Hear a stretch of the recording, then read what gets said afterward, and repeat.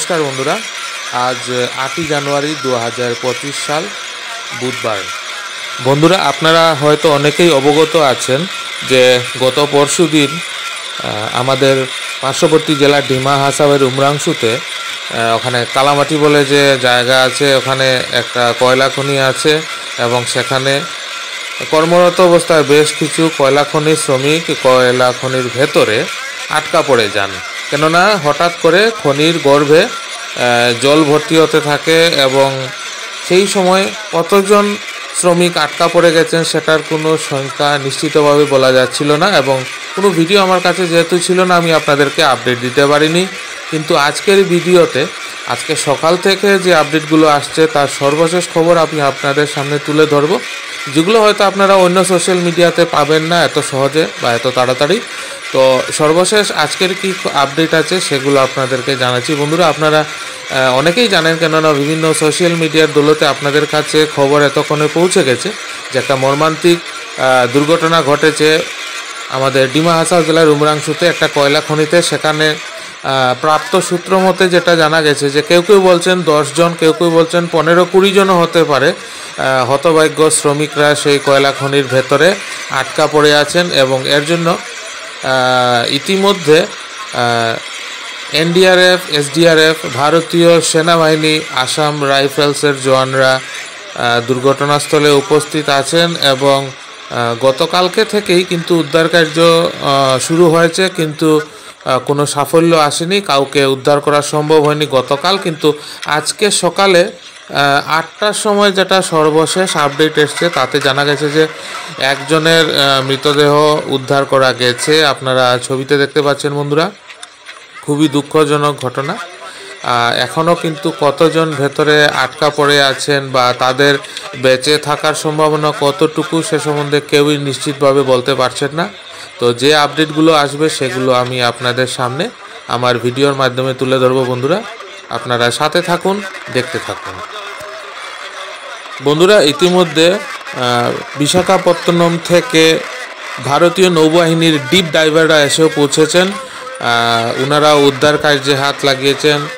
ইতিমধ্যে কিন্তু আমাদের এনডিআরএফ এবং রাজ্যিক দুর্যোগ মোকাবিলা বাহিনী যেটা আছে এসডিআরএফ, তারা কিন্তু গতকালকে থেকে উদ্ধার কার্য চালানোর আপ্রাণ চেষ্টা করে যাচ্ছে এবং এর মধ্যে গতকালকে কিন্তু রাত্রিরে বেশ ভারী মাত্রায় বৃষ্টি হয়েছে আমাদের ডিমা হাসাও জেলাতে। সেটাও কিন্তু কালকে শেষ দিকে উদ্ধার কার্যে কিছুটা হলেও বিঘ্ন সৃষ্টি করেছিল, কিন্তু এখন পর্যন্ত যা খবর আছে তাতে জানা গেছে যে বর্তমানে আবহাওয়া ঠিকঠাক আছে এবং উদ্ধার কার্য জোর কদমে এগিয়ে চলেছে। বন্ধুরা, আপনারা ছবিতে দেখতে পাচ্ছেন এনারা হচ্ছেন ডিপ ডাইভার্স ভারতীয় নৌবাহিনীর।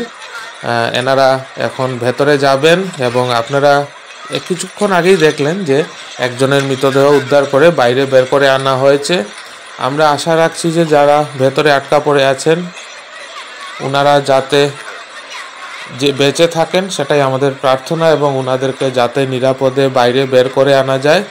যদিও ওনাদের বেঁচে থাকার সম্ভাবনা খুবই ক্ষীণ, তবু আমরা প্রার্থনা করব যাতে ওনারা সুস্থ থাকেন এবং ওনাদেরকে নিরাপদে যাতে উদ্ধার করা যায়। তো বন্ধুরা, আপনারা ভিডিওটা দেখতে থাকুন।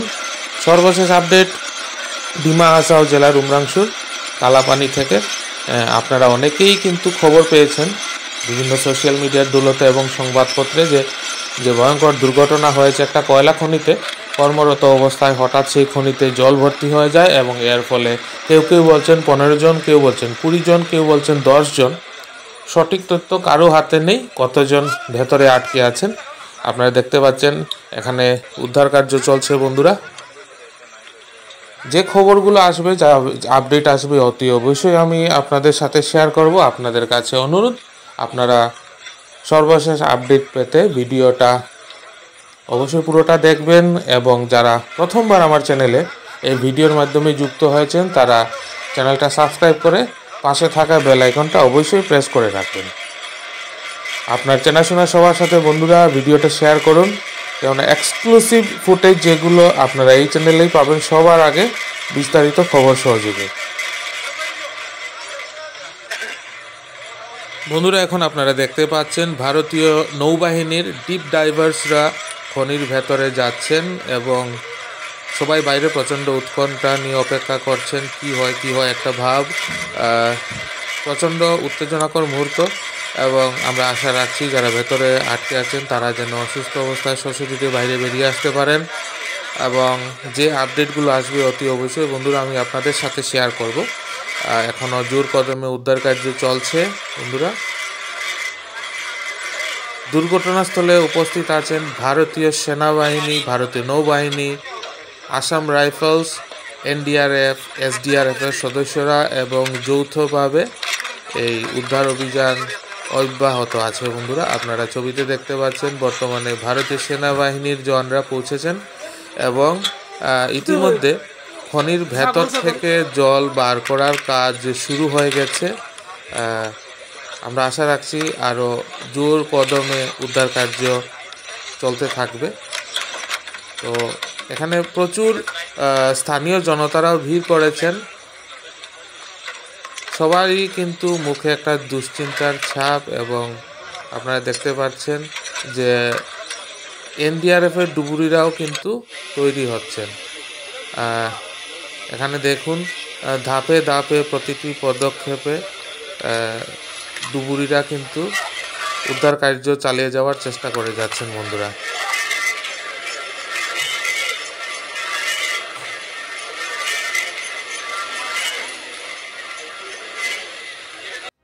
তো বন্ধুরা, এখন অবধি আজকের ভিডিওতে এতটুকুই আপডেট থাক। আশা করি আজকের ভিডিওটা আপনাদের ভালো লাগবে। যদি ভালো লাগে অবশ্যই কমেন্ট করে জানাবেন, একটা লাইক করে দেবেন, আপনার চেনাশোনা সবার সাথে ভিডিওটা শেয়ার করবেন। আর যারা নতুন দেখছেন তারা প্লিজ চ্যানেলটা সাবস্ক্রাইব না করে যাবেন না, সাবস্ক্রাইব করে পাশে থাকা বেল আইকনটা অবশ্যই প্রেস করে দেবেন, তাতে যখনই আমি আর একটা নতুন ভিডিও দেব তার নোটিফিকেশন সাথে সাথে আপনার কাছে চলে আসবে। খুব তাড়াতাড়ি আবার নতুন আপডেট নিয়ে হাজির হচ্ছি বন্ধুরা। ততক্ষণ আপনারা সবাই ভালো থাকবেন, সুস্থ থাকবেন। পাশে থাকার জন্য অনেক অনেক ধন্যবাদ।